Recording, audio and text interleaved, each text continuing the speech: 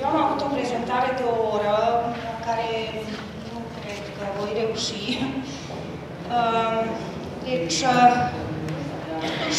aș dori să prezint câteva lucruri legate de activitatea Asociației Române pentru Copii Dislexici.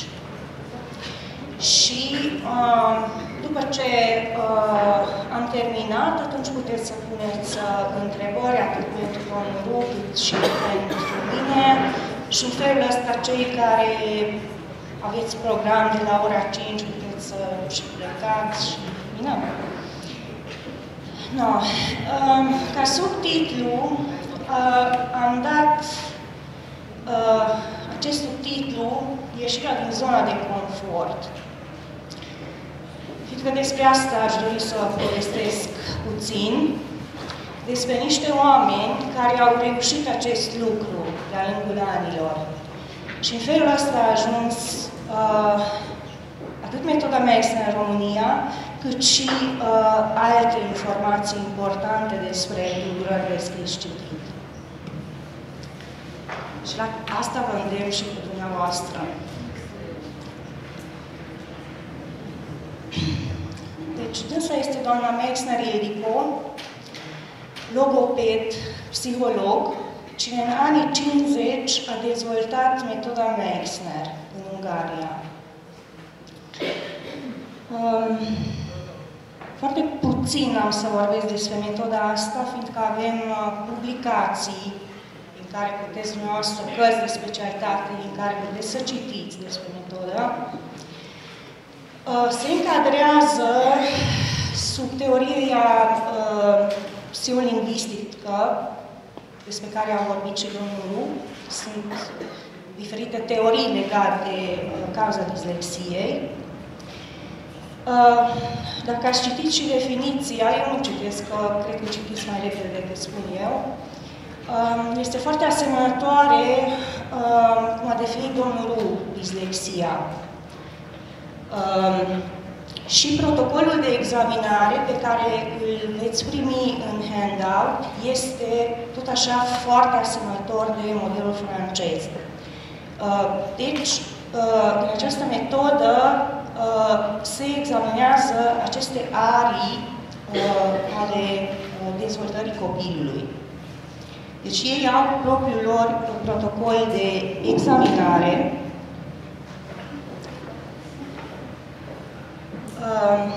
Ce e important pe metoda asta, că pune un accent mare pe dezvoltarea anumitor deprinderi, mai ales pe dezvoltarea limbajului, pe dezvoltarea vorbirii. Și aici, pe diferite segmente ale vorbirii.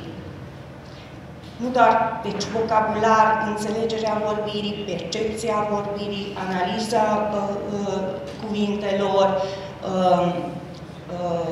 auz fonematic, etc.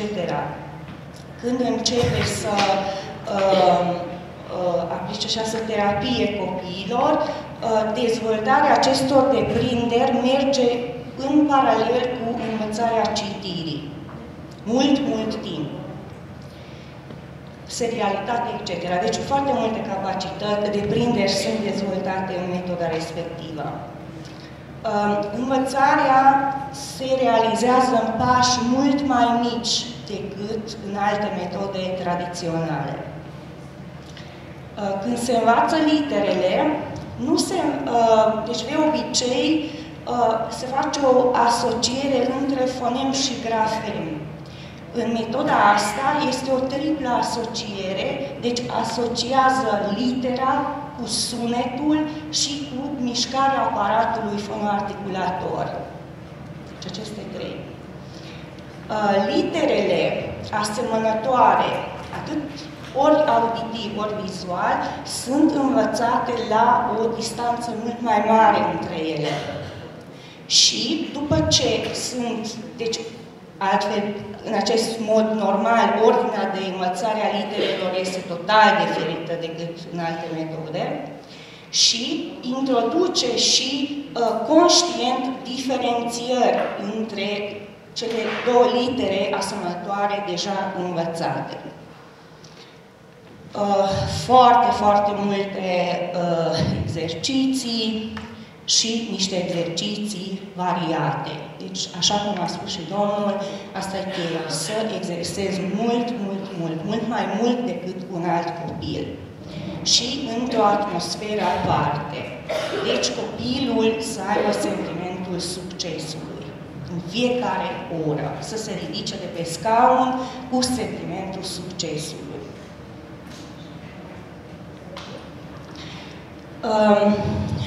Ce au dezvoltat ei? În Ungaria au dezvoltat niște probe pentru examinarea cititului. Și astea pe diferite nivele. Deci, pentru copii de clasa a doua, pentru copii clasa a treia, a patra, copii clasa a cincea. Cum arată? Sunt niște subteste de aceste probe. De exemplu, pentru proba de citire de clasa a treia, a patra, copilul trebuie să citească 50 de vocale, după care 50 de consoane, 50 de silabe, fără sens, și după care 50 de cuvinte de diferite lungimi și un text alcătuit tot din 50 de cuvinte, din care el trebuie să, după ce a citit, trebuie să răspundă la anumite întrebări, ca să examinezi și înțelegerea textului citit.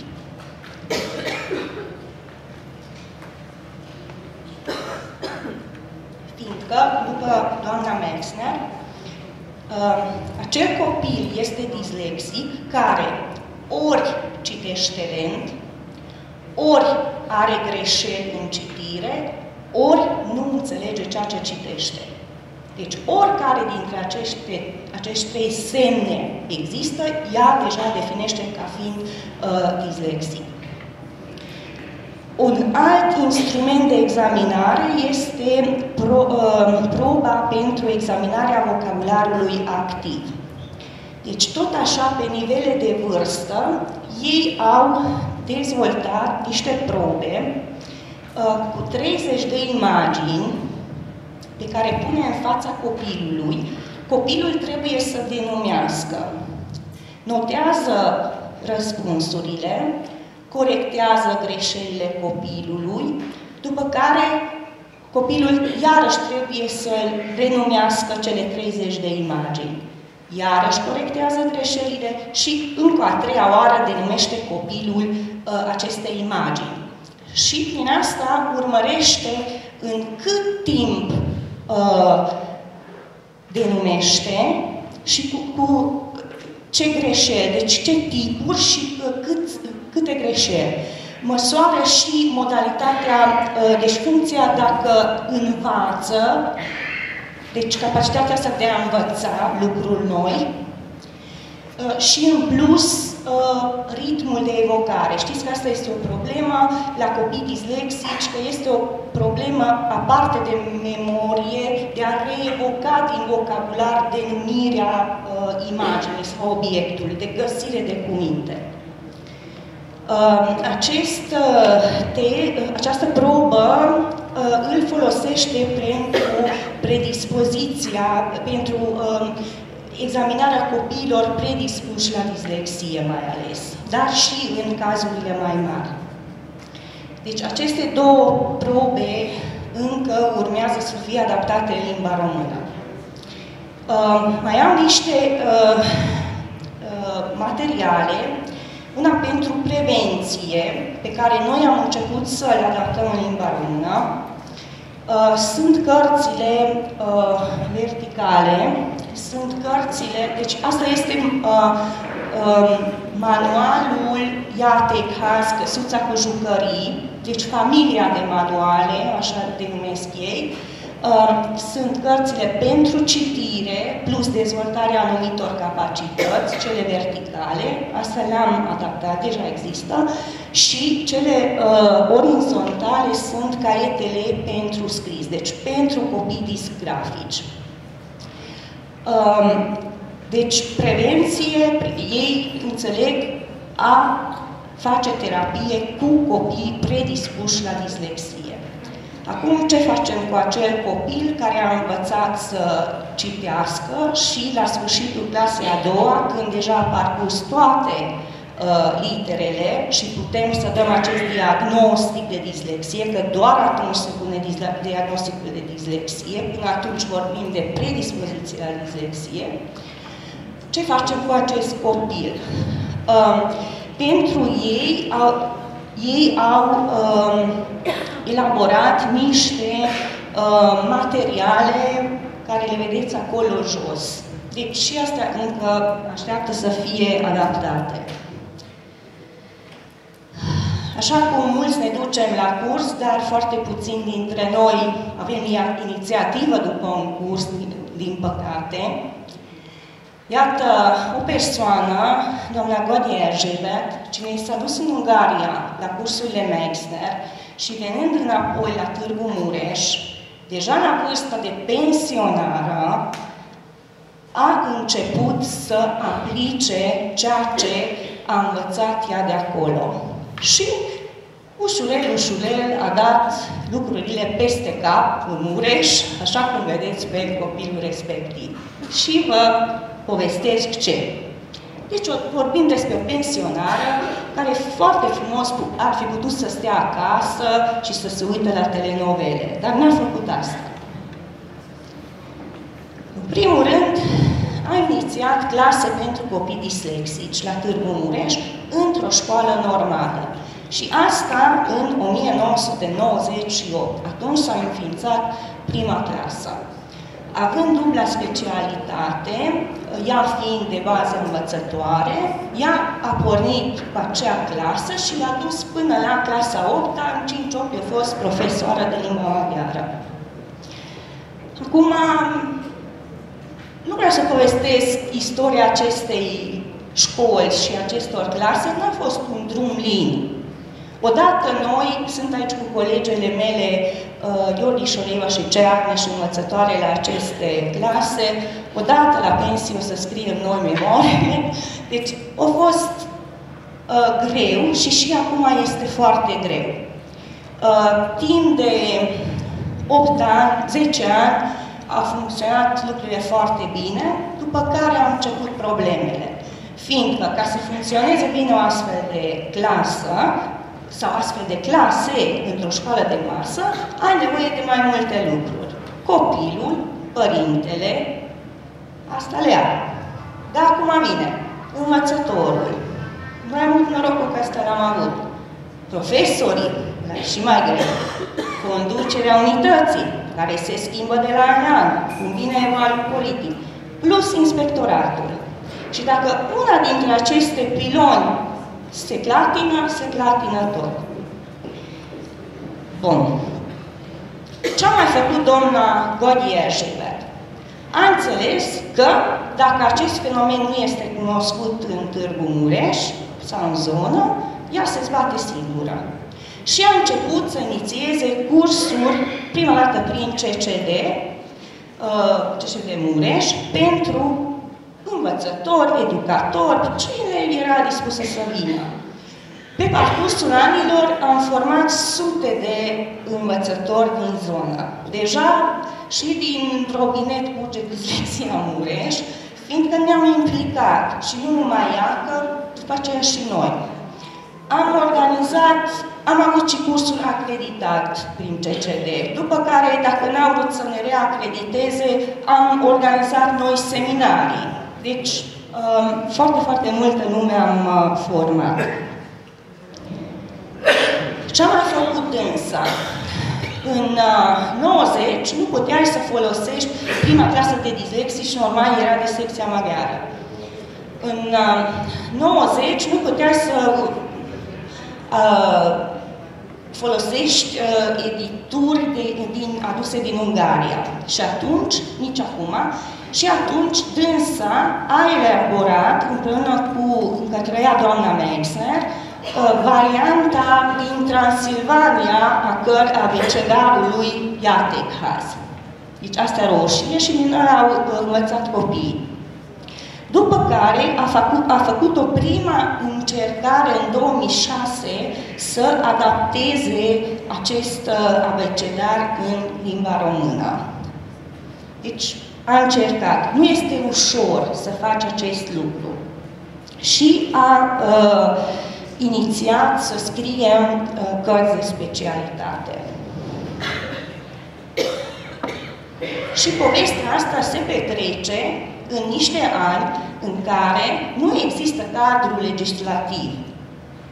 Deci, până în 2011, acești copii parcă nici nu existau în lege. Nu erau pomeniți. În 2004 am obținut, cam așa și nu știu cum, o aprobare specială de la Ministerul Educației pentru funcționarea acestor clase. Dar n-a fost un lucru ușor. În 2011,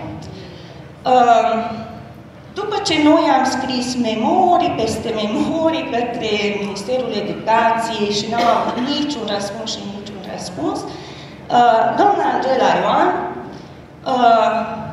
a luat caietele fiicei sale și a intrat la doamna preoteasă, unde i-a pus în fața caietele și a început să explice care e situația cu acești copii. Și iată că acest lucru a avut un efect atât de mare, încât în sfârșit, în 2011, acești copii, care, cum spunea domnul Filip, sunt aproape 10% din populația copiilor, sunt incluși în categoria copiilor cu CES.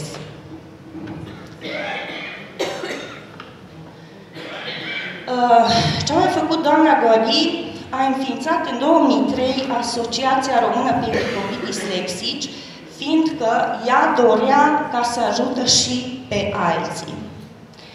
Acum, când ei au ales acest nume, nu s-au gândit că asta cumva te face responsabil la ceva, că are un nume așa mai serios, Asociația Română pentru Copii Dislexici.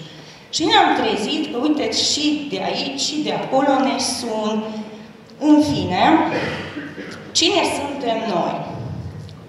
Deși avem 97 de membri înscriși, suntem cam 5 oameni activi în această asociație, care toți avem un loc de muncă.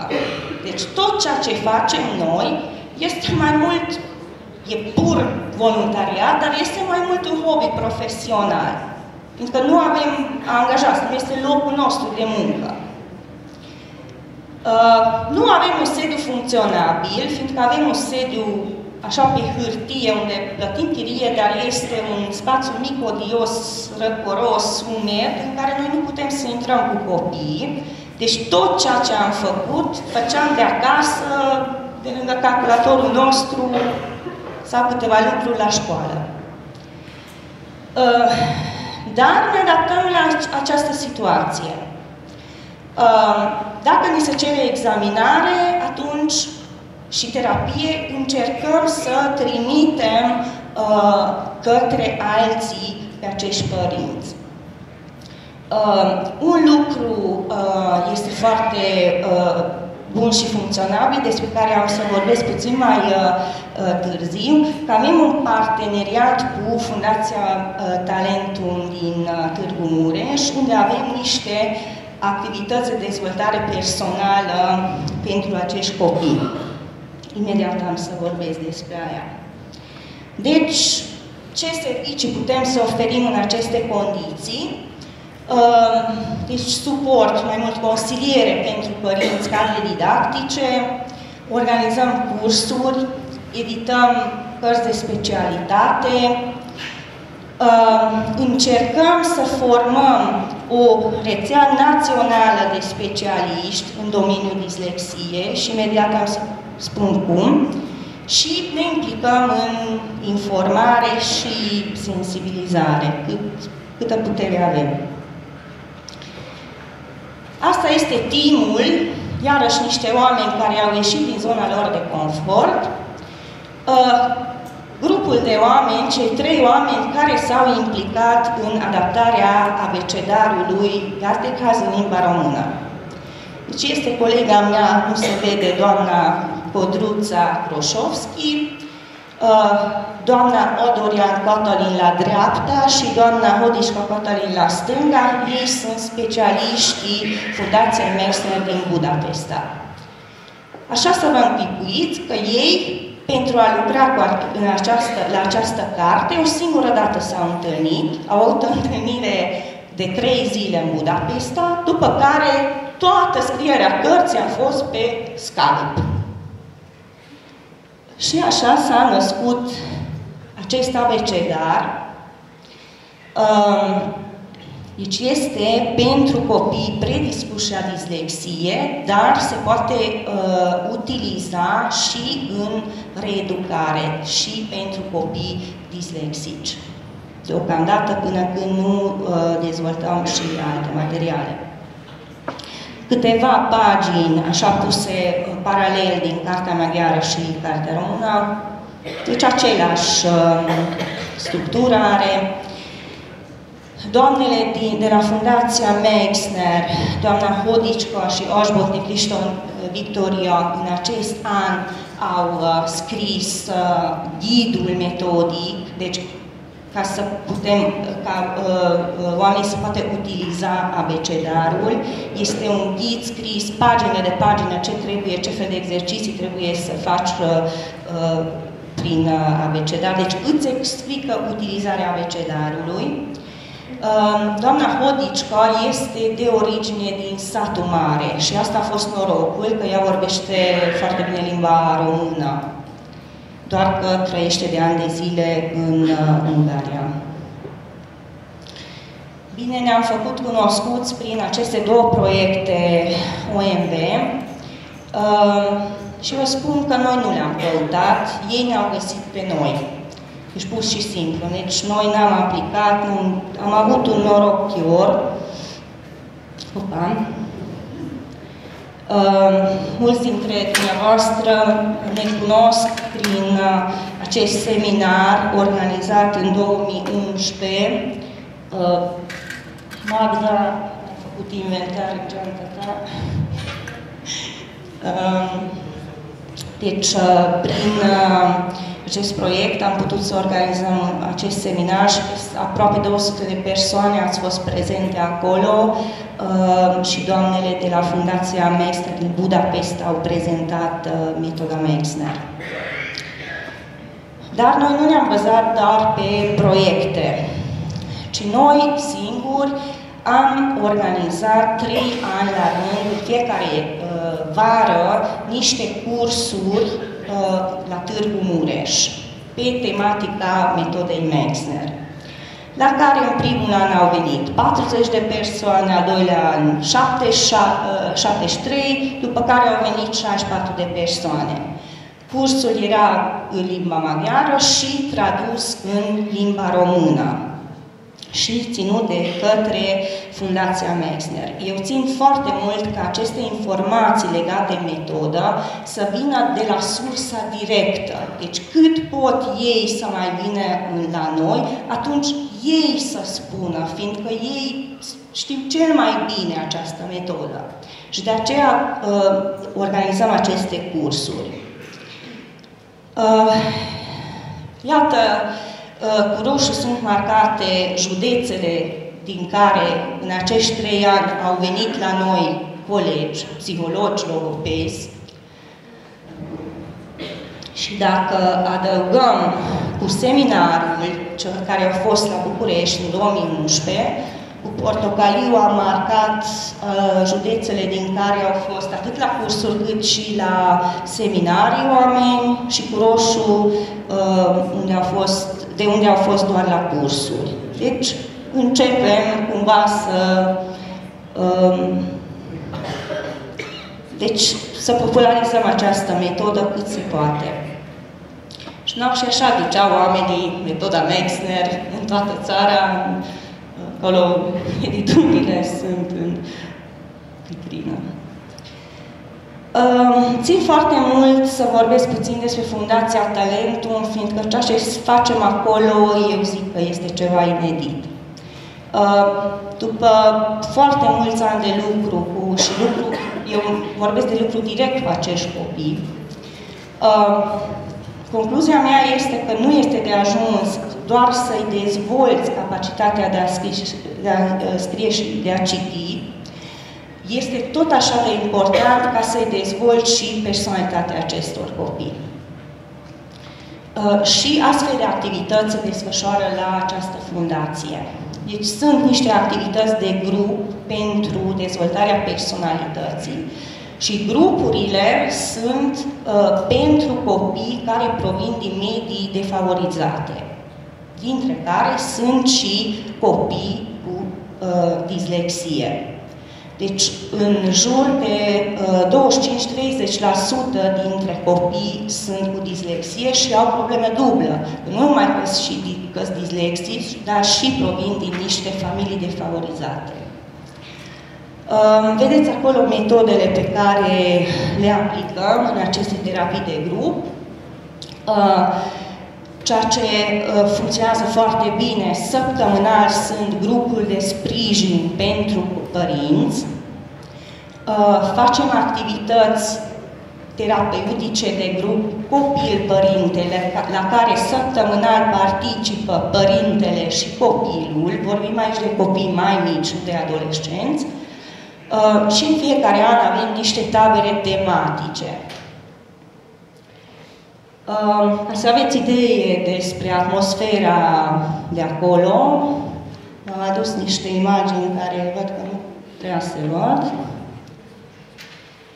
Și vorbim aici de o activitate care a început acum, deci peste 15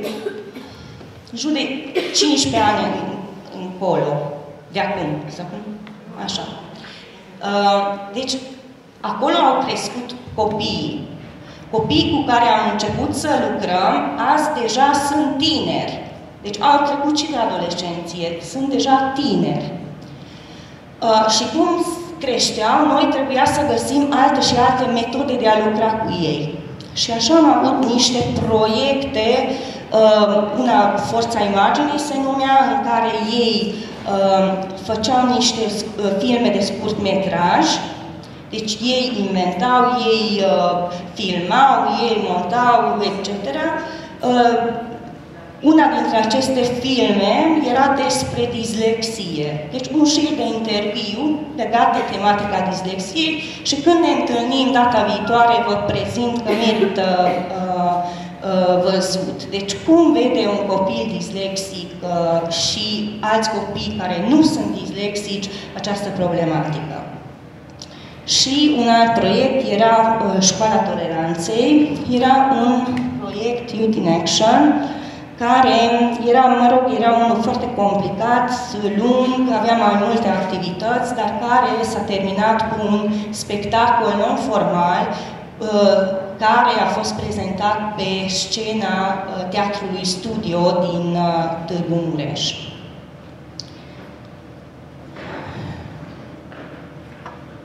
Asta este. Deci, suntem foarte conștienți de faptul că astea sunt lucruri foarte mici, foarte mărunte. Și este nevoie de foarte, foarte multă muncă în țara asta.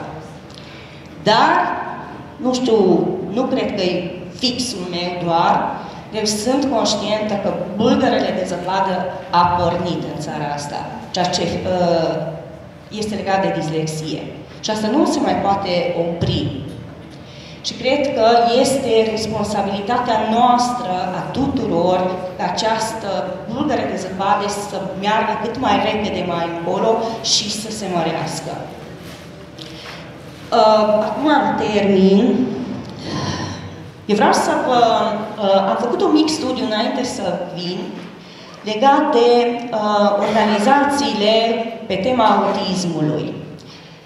Fiindcă este vorba de ceva ce s-a petrecut sub ochii noștri în ultimii 15 ani și ceva ce este funcționabil deja în România.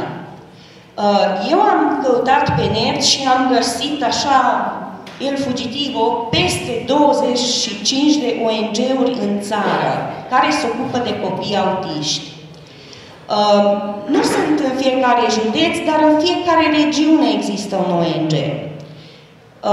Și toate sunt înființate în ultimii 15 ani, majoritatea după anul 2000. Și nu de mult ei au inițiat o federație care întrunește 19 ONG-uri din țară. Și cred că dacă ei au reușit, atunci de ce nu putem să reușim și noi? Că uite, este ceva ce funcționează în România. Deci nu trebuie să... nu e vorba de idee care vine din străinătate, ori merge, ori nu. Deci era vorba de niște ONG-uri autonome, că asta e forța unui ONG, care are autonomitate,